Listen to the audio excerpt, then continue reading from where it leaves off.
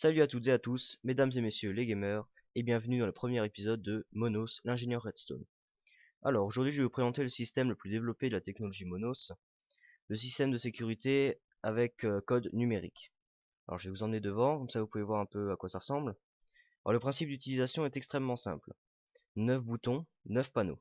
Donc voilà, les 9 boutons et les 9 panneaux pour savoir à quoi correspondent les boutons. Alors le principe d'utilisation c'est, si le joueur n'entre pas le code, un repeat tourne. Donc ça c'est simple. Et dès qu'un joueur ou un mob va passer sur ces plaques pression, les repeats vont se mettre, enfin les distributeurs vont se mettre à tirer.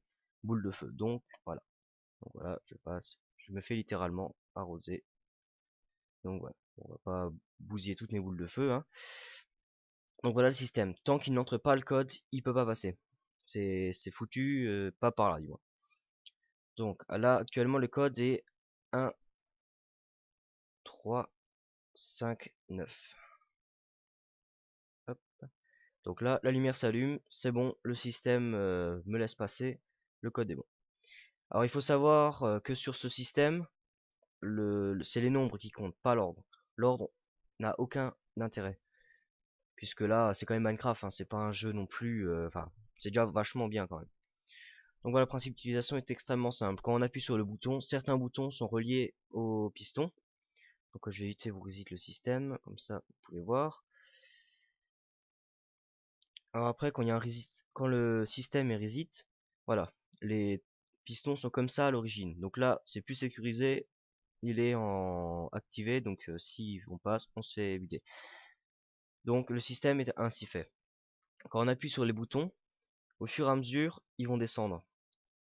Et dès que les 4 codes sont mis, eh ben voilà, le système est là. Donc la redstone passe par ici.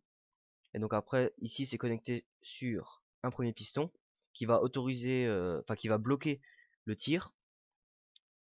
Comme ça, il n'y a pas de problème, on peut passer. Et sur un sous-système qui est avec les pistons, je pense que vous avez vu au début de la vidéo, qui est relié là derrière. Donc voilà. Et ainsi, il bloque les deux systèmes et on peut passer sans problème. Alors après, l'autre défaut qu'il y a eu sur ce principe d'utilisation, c'est que il suffisait de taper sur les 9 boutons et c'est bon quoi, on pouvait passer le système. Alors voilà l'utilité de mes 15, 10. Alors quand on faisait 1, 2, 3 machin, c'était bon. Mais alors moi j'ai foutu un bouton piégé en fait. Quand on appuie sur le bouton 7, ça active, bon je vais pas le faire parce que sinon ça va bouffer toutes mes boules de feu. Donc c'est relié là. Et donc ça va sur le même principe activer un piston qui est là-bas. Le piston il est là. Le piston est relié ici, qui va activer le système de tir. Donc voilà. Enfin dessous, là, sous la pierre, il y a le piston, hein. Ça c'est pour le reset. Donc après hop, les dispensers vont commencer à tirer, donc tuer le mec sur le coup. Bon, le seul moyen de l'arrêter, c'est utiliser le reset qui est derrière. Alors comme le seul problème qu'il y a eu encore là-dessus, c'est qu'il y a tellement eu de dispensers que le courant redstone n'était pas assez fort. Donc j'ai rajouté une boucle, bon j'ai rien inventé, hein. Donc j'ai rajouté ce truc qui sautille là pour une bonne raison, c'est que ça faisait planter littéralement le repeat. Ça lâchait un courant continu et puis voilà, parce que voilà, il y en a tellement que là ça refaisait la boucle qui manquait et ça faisait un courant continu. Donc là avec celui-là ça interrompt le système quasiment constamment. Ok, donc voilà, c'est pas trop compliqué. Bon, je vous explique pas le fonctionnement, enfin la fabrication, puisque ça je le fais sur une deuxième vidéo.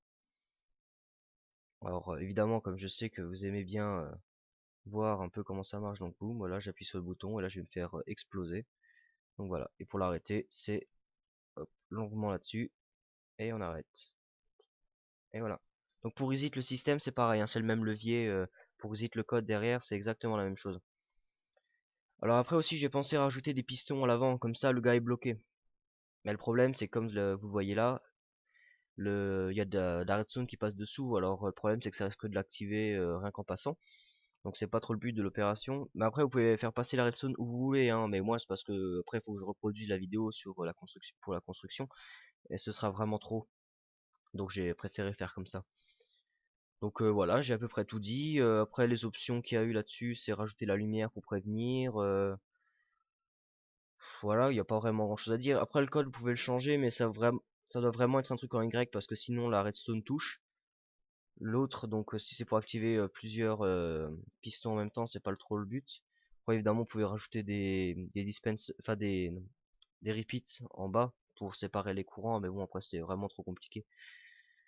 Donc voilà, je vous remercie d'avoir regardé. Vous pouvez vous abonner à ma chaîne. La prochaine vidéo de construction sortira bientôt. Allez hop, salut à tous.